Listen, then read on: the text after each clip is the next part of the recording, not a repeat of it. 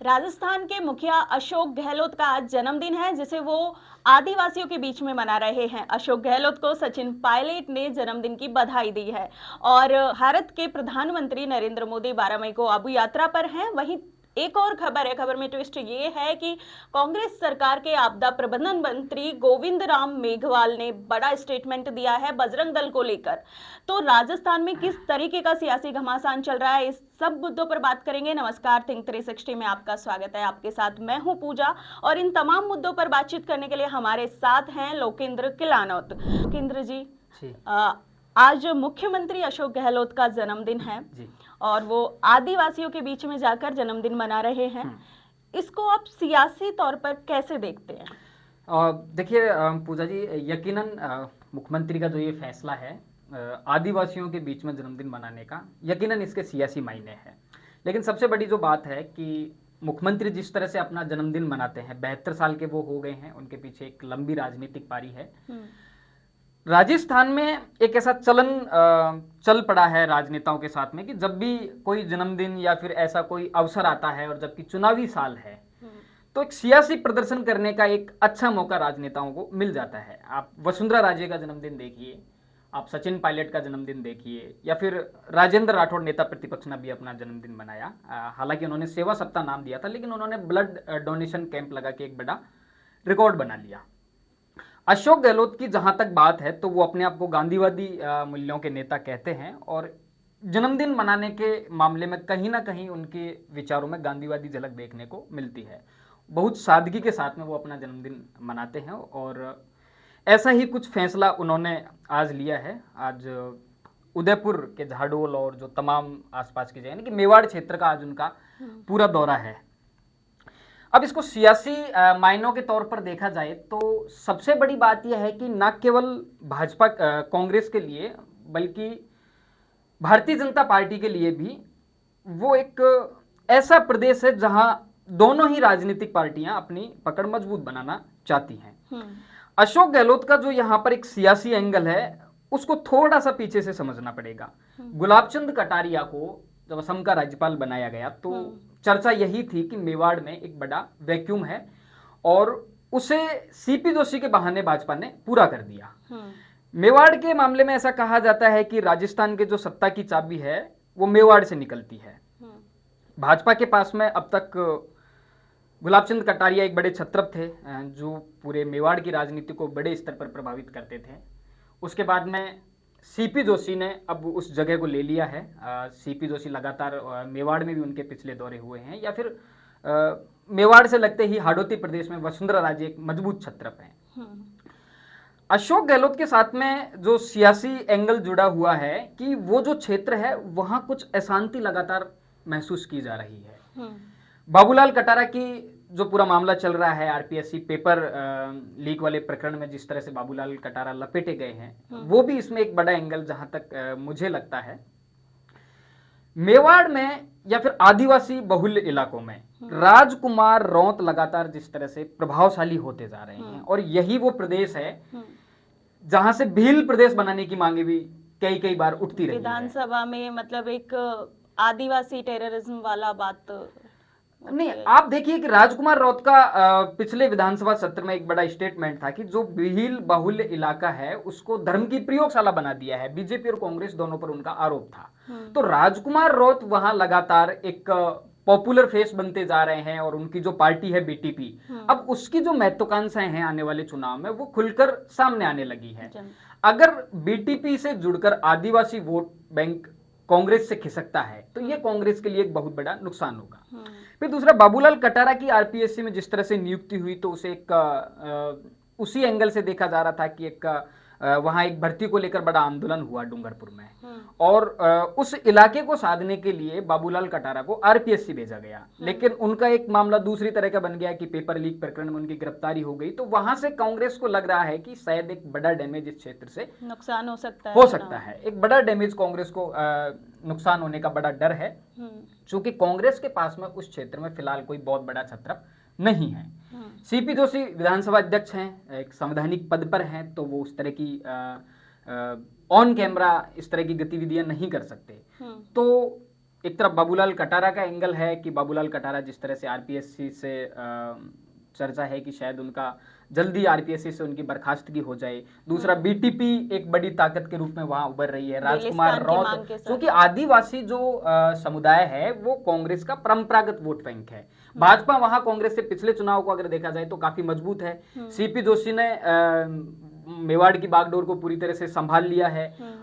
तो भाजपा वहां लगातार एक्टिव है। अब कांग्रेस को जो आदिवासी वोट बैंक छिटकने का डर है, तो ये मुख्यमंत्री ने एक बड़ा सियासी दाव वहां पर चला है कि आदिवासियों के बीच में, आदिवासियों के पास जाके आप देखिए कि भाजपा कितनी महत्वाकांक्षी है आदिवासी इलाकों के। प्रधानमंत्री नरेंद्र मोदी देवनारायण जयंती के अवसर भीलवाड़ा आए थे। वो भी मेवाड़ आंचल का एक इलाका है और हालांकि उस टाइम कहा जा रहा था कि गुर्जर वोट बैंक साधने की एक बड़ी कोशिश प्रधानमंत्री की तरफ से की गई है। इधर अशोक गहलोत ने देवनारायण जयंती पर राजकीय अवकाश घोषित कर दिया। तो मुख्यमंत्री का उस क्षेत्र में बीते ही दिनों एक बड़ा दौरा हुआ है, तो उस प्रभाव को कहीं ना कहीं कम करने के लिए ये तमाम तरह के जब इस तरह के सारे एंगल बने हैं तो मुख्यमंत्री ने कहीं ना कहीं फैसला लिया है। हालांकि उन्होंने महंगाई राहत कैंप के बहाने वो आदिवासियों के बीच में गए हैं। तो ये ऐसे तमाम जो एंगल हैं वो जरूर इसके एक बड़े सियासी मायने हैं मुख्यमंत्री के मेवाड़ आंचल में मनाने। आपको क्या लगता है कि सिर्फ चुनावी साल में आके और एक बार चले जाना आदिवासियों के बीच में ये कितना राहत देगा मुख्यमंत्री को, जैसे महंगाई राहत की तरह? उन्होंने जैसे कि मुख्यमंत्री बार बार जिस तरह से महंगाई राहत कैंप की वो मार्केटिंग कर रहे हैं।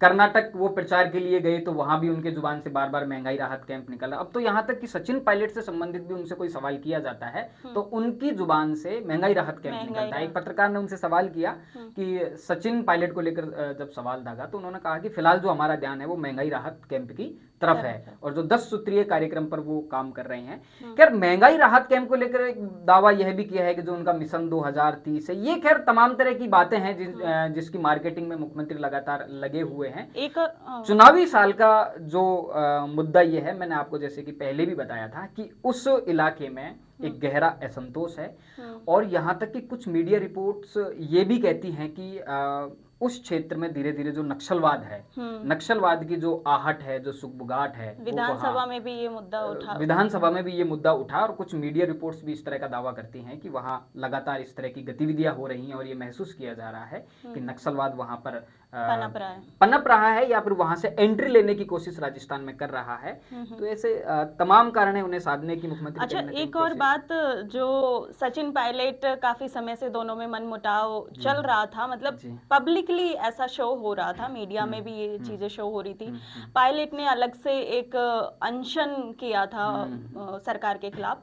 अभी पायलट ने मुख्यमंत्री साहब को जन्मदिन की बधाई दी है, तो आप इस चीज को कैसे? एक राजनीतिक सुचिता है और मुझे लगता है कि सचिन पायलट से बेहतर इस तरह की सुचिताओं को कोई नहीं समझ सकता। सचिन पायलट बार बार इस बात को दोहराते भी रहे हैं। न केवल सचिन पायलट, राजस्थान के जितने भी तमाम नेता हैं, वसुंधरा राजे ने उन्हें बधाई दी है, डॉक्टर किरोड़ीलाल मीणा ने उनको बधाई दी है, तमाम राजस्थान की सियासत की, यहाँ तक कि प्रधानमंत्री नरेंद्र मोदी ने भी अशोक गहलोत को जन्मदिन की बधाई दी है। और सचिन पायलट तो बार बार इस बात को कहते रहे हैं, लेकिन वो एक शेर है ना कि दिल मिले या ना मिले हाथ मिलाते रही है। तो सियासत में अक्सर ऐसी चीजें होती रहती होता है। और चूंकि आप देखिए सचिन पायलट ने जब मुख्यमंत्री कोविड पॉजिटिव पाए गए थे तभी भी उन्होंने उनके अच्छे स्वास्थ्य की कामना की थी और सचिन पायलट ने दोहराया भी है। आप उनके किसान सम्मेलनों से जो निकल के आए, उन्होंने स्पष्ट कहा कि हमें थोड़ा सा जुबान संभाल कर बोलना चाहिए, लेकिन मेरी जो भाषा है, मैं भाषा का जो संयम है वो कभी नहीं खोता। मुझे इस तरह के संस्कार मिले हैं, मैं भाषा की मर्यादा रखता हूं। तो सचिन पायलट अपनी भाषा में, अपनी क्रियाकलापों में कहीं ना कहीं राजनीति, हालांकि आजकल की जो राजनीति है उसमें ये शब्दों की मर्यादा गिरती जा रही है बहुत कम। यकीनन, लेकिन सचिन पायलट को आप देखेंगे तो वो जरूर भाषा की मर्यादा को भी रखते हैं, शब्दों की गरिमा को भी वो रखते हैं। अशोक गहलोत जिस तरह से फर्स्ट पार्टी में उनके साथ में बात करते हैं, सचिन पायलट ने शायद कभी भी इस तरह की कोई भाषा नहीं बोली जो डायरेक्ट प्रभावित करे, जो फर्स्ट पार्टी में हो या फिर जो राजनीति की जो एक सुचिता है उसकी बाउंड्री लाइन को क्रॉस करती हो। एक और खबर है, सूचना है कि नरेंद्र मोदी 12 मई को आबू यात्रा पर आ रहे हैं, तो इसके क्या सियासी मायने हैं? देखिए, अशोक गहलोत का आज आदिवासियों के बीच में पहुंचना रहा हो या फिर नरेंद्र मोदी का जो आबू में उनकी रैली होने वाली है, इससे एक बात तो साफ है कि इस बार आदिवासी वोट बैंक पर दोनों ही जो राजनीतिक पार्टियां हैं बड़ी एक्सरसाइज कर रही हैं। दोनों, बल्कि सभी पार्टियां, जो भी छोटे दल हैं वो भी बीच में। जी आप देखिए, जैसे कि मेवाड़ को अगर आप देख लीजिए तो हनुमान बेनीवाल जो कि तीसरे मोर्चे के तौर पर देखे जाते हैं, वो भी 2-3 दिन के मेवाड़ दौरे पर थे। सीपी जोशी खुद मेवाड़ में लगातार उन्होंने जनाक्रोश यात्राएं की हैं। आज मुख्यमंत्री पहुंचे हैं, इससे पहले नरेंद्र मोदी ने देवनारायण जयंती के बहाने उसी आंचल में पहुंचे थे। तो एक और जो बड़ा आदिवासी बहुल्य इलाका है, वहां नरेंद्र मोदी की रैली होने वाली है। वहां कार्यकर्ताओं को वो संबोधित करेंगे, बूथ अध्यक्षों को वो संबोधित करेंगे। तो पाली आबू में उनका ये है, और 3 जिलों का जो समीकरण है उसके तौर पर उसे देखा जा रहा है, जिसमें पाली शामिल है, जिसमें जालोर शामिल है और जिसमें सिरोही शामिल है।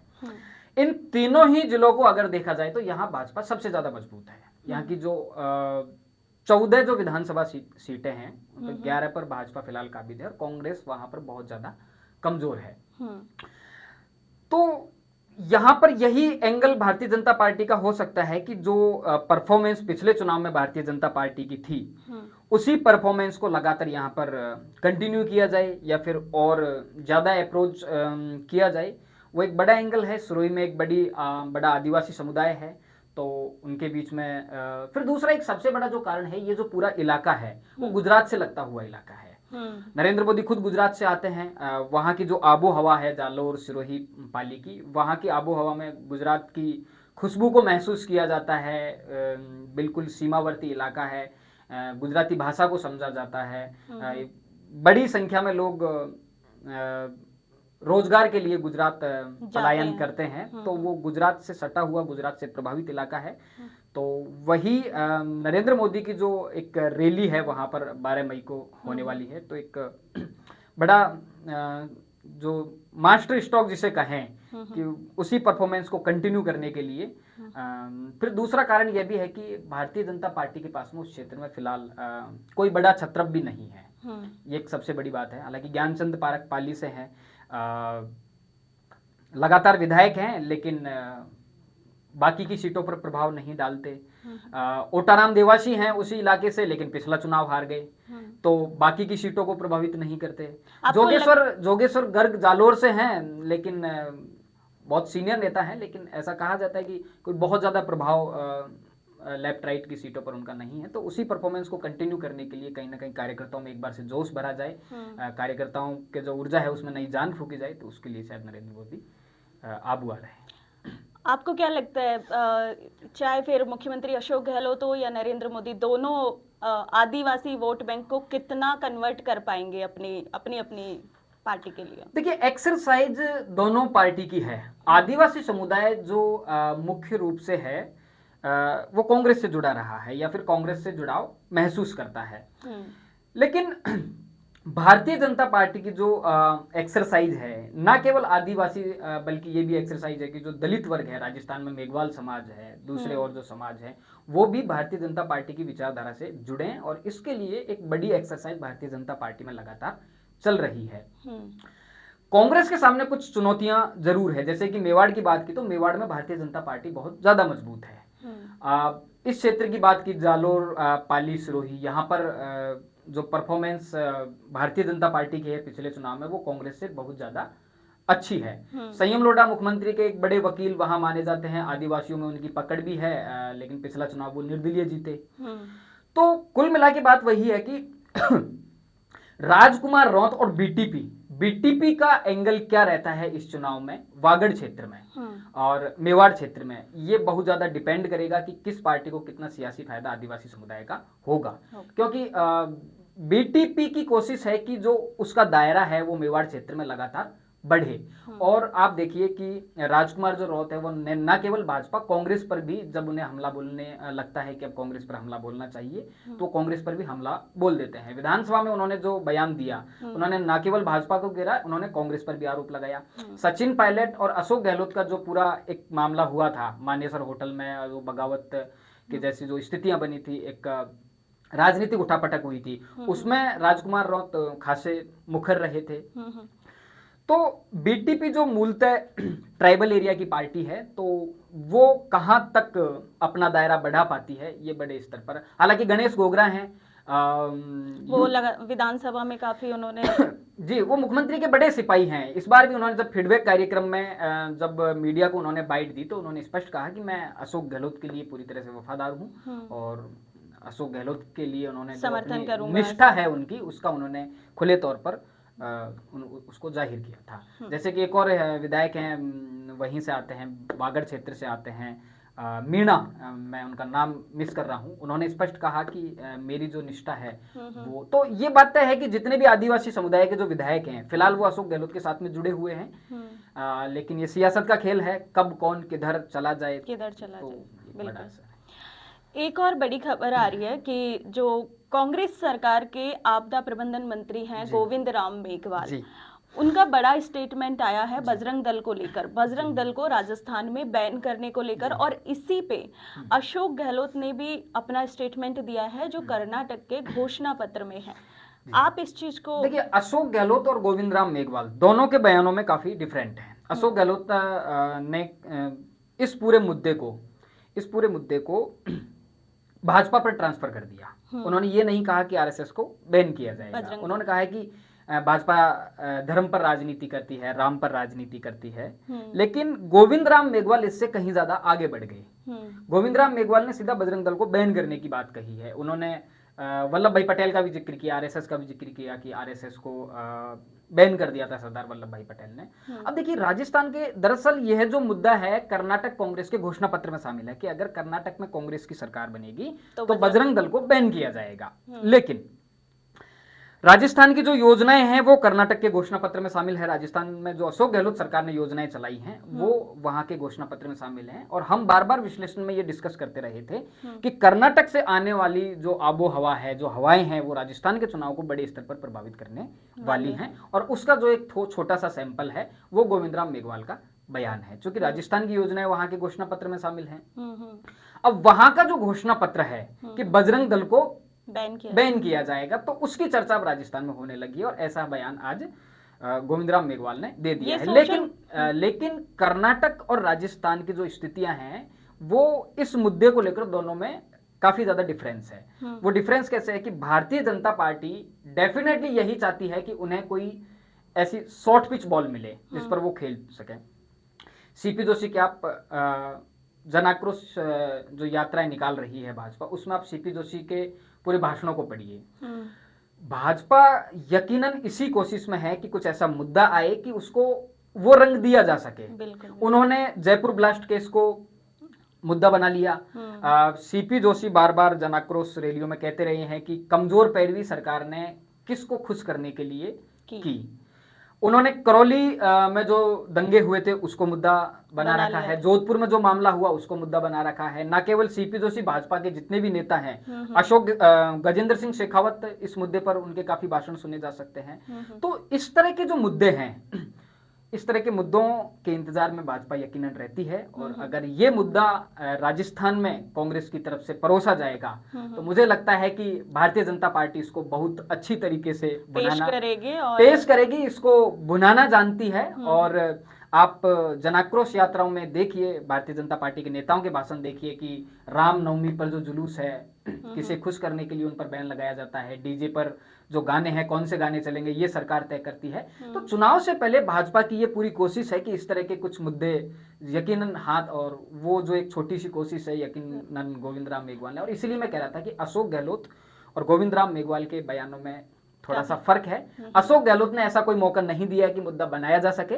गोविंद राम मेघवाल ने वो पूरा मौका दे दिया है कि मुद्दा बन जाए। तो यही एक मैच्योर पॉलिटिशियन में फर्क है। अशोक गहलोत जानते हैं कि ये जो मुद्दा है इस पर भाजपा बहुत सदे हुई बैटिंग कर सकती है, लेकिन गोविंद राम मेघवाल ने जिस तरह का बयान दिया है इस पर अभी प्रतिक्रिया आना बाकी है। क्या आपको नहीं लगता है कि कांग्रेस हमेशा बीजेपी को बैठे बिठाए कोई एक मुद्दा दे देती है जिससे उसे चुनावी फायदा मिल जाए? यकीनन आप ये बात तय मानिए कि कर्नाटक से, अब इस केस में आप देखें तो शायद ऐसा ही हुआ है। कर्नाटक से अशोक गहलोत ने कहा, उन्होंने केवल इतना कहा कि भाजपा राम के मुद्दे पर राजनीति करती है, धर्म की राजनीति करती है। और ये बात अशोक गहलोत चाहे जब कह देते हैं, पहली बार नहीं है, इस तरह के बयान अशोक गहलोत के आते रहते हैं और भाजपा पर वो इससे ज्यादा कभी मुखर होते भी नहीं है। लेकिन गोविंद राम मेघवाल यहाँ एक कदम आगे बढ़ गए।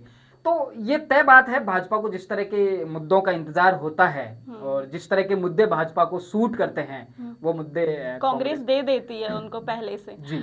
अभी सोशल मीडिया पे भी ये ट्रेंड आज दिन भर से ट्रेंड है बजरंग दल का, और बजरंग दल ने इस पे ऑब्जेक्शन भी किया है, जगह जगह प्रोटेस्ट हो रहे हैं इसको लेके। तो कहीं ना कहीं आपको भी लगता है कि चुनावी फायदा होने वाला है बीजेपी को किसी ना किसी स्टेट में ऐसा? अब राजस्थान में भी ये मुद्दा दे दिया है, तो नहीं, यकीनन भाजपा इस ऐसे मुद्दों को भुनाती है और भाजपा को इंतजार रहता है ऐसे मुद्दों का। मैं पहले ही कह रहा हूं, जैसे कि करौली का जो मुद्दा है वो काफी पुराना हो गया, लेकिन फिर भी सीपी जोशी के स्पीच में वो मुद्दा देखा जा सकता है। तो भाजपा जरूर इस मुद्दे को भुनाएगी। इस तमाम बातचीत के लिए आपका बहुत बहुत धन्यवाद। हमारे यूजर्स को इससे जरूर कुछ जानकारी मिली होगी। आपको ये वीडियो कैसा लगा, ये विश्लेषण कैसा लगा, और आप क्या राय रखते हैं राजस्थान की राजनीति पे, हमें कमेंट करके जरूर बताएं। फिर मिलते हैं नेक्स्ट वीडियो में, तब तक के लिए नमस्कार।